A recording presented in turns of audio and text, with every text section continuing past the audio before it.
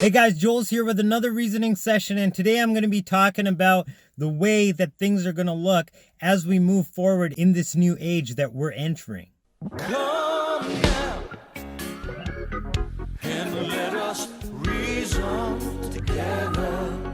Come now, we can talk it over. Now, Source is literally doing a number on the hearts of individuals across the spectrum. Like, we're actually waking up to the true nature of Source, and we're actually starting to live as Source in this world. And so I just want to share a little bit from the oracles of Irmiyah or Jeremiah. And in it, he talks about how individuals are literally going to be changed from the inside out. There's chapter 1, starting at verse 33. But this shall be the covenant that I will make with the house of Israel. After those days, says Yahweh, I will put my law in their inward parts and write it in their hearts, and will be their God, and they shall be my people. And they shall teach no more every man his neighbor and every man his brother, saying, Know Yahweh, for they shall all know me, from the least of them unto the greatest of them, says Yahweh. For I will forgive their iniquity, and I will remember their sin no more. And this parallels something that I shared in an earlier video from the Oracle of Zechariah, in which I explained that, right now we have certain people that are prophets. They're speaking on behalf of Source. They're relaying these messages to the public.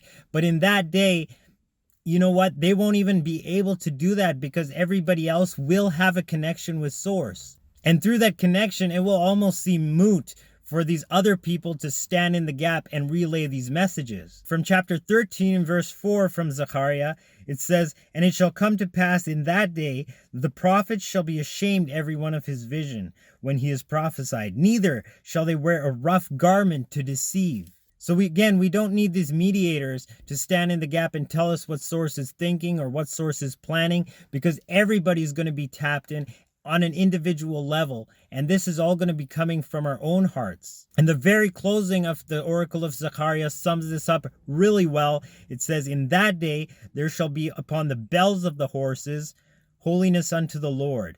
And that literally means like the most mundane objects will be dedicated and consecrated the same way that the priest mitre had holiness to the Lord, or literally kadosh leYahweh, written in that.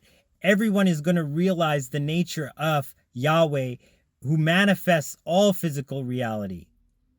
And the pots in Yahweh's house shall be like the bowls of the altar. What does that mean? It's talking about vessels, and we as humans are vessels of spirit. And even the people that think they're the most lowest of the low, they're the commoner, they're not worthy of bearing all this great ministry or these messages to the public, they are going to be the same as the very sacrificial bowls that held the blood of the sacrifices. Yea, every pot in Jerusalem and in Judah shall be holiness unto Yahweh of hosts. That's the angelic armies, guys. And all they that sacrifice shall come and take of them and seethe therein. And in that day there shall be no more the Canaanite in the house of Yahweh of hosts. That just means the foreigner, the person who doesn't have a covenant with this divine essence. That is the creative aspect of all that we see manifested in our physical time-space reality. And that's what Irmiyah is alluding to. Not only him, though. Later on, after the exile, the prophet Iħezqe'l, or Ezekiel in the English, he said the same thing twice, actually. Let's see what he has to say. In chapter 36, in verse 26, he says this, A new heart also will I give you, and a new spirit will I put within you, and I will take away the stony heart out of your flesh, and I will give you a heart of flesh. Literally, we're being transformed from the inside out, right? That essence that was stony, that was hard, that was resistant to the divine essence streaming through, as if it was life. Stony, dead, dry, absolutely unmoving, and just hard, right? That is going to be replaced for a heart that is flesh, that actually has life in it, that actually moves and breathes on a cellular level and pumps that blood, which is the life force, throughout the whole body. In another place, earlier in the oracles of Iħezqe'l in chapter 11, he says the exact same phrase, except he says that I will give them one heart and I will put a new spirit within you.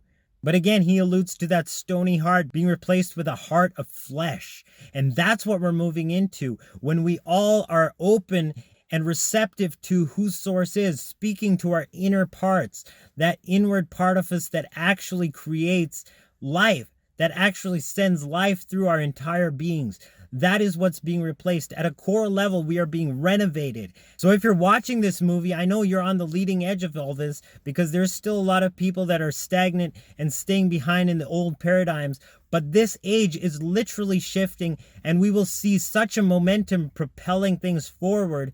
I mean, what's already begun propelling things forward is not going to stop. It's just going to accelerate. And we are literally going to see a new era being born right before our eyes. And we are going to be the catalyst to bring it about. So stay optimistic because Source is the one doing this. If it was up to any human being, it would never be possible. It would never finish.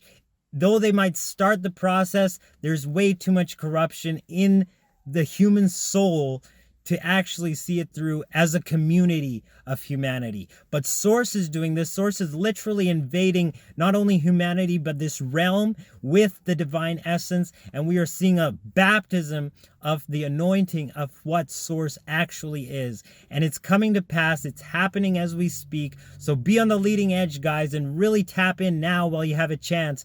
Because once this wave accelerates and crashes on the shore, man, it's going to sweep all that dirt away. And we are literally going to find ourselves in a new world that just unfolds right before our very eyes. So I love you guys. I'll catch you in the next reasoning sesh. Joel signing out once again. Agape. Salaam. Namaste. Shalom.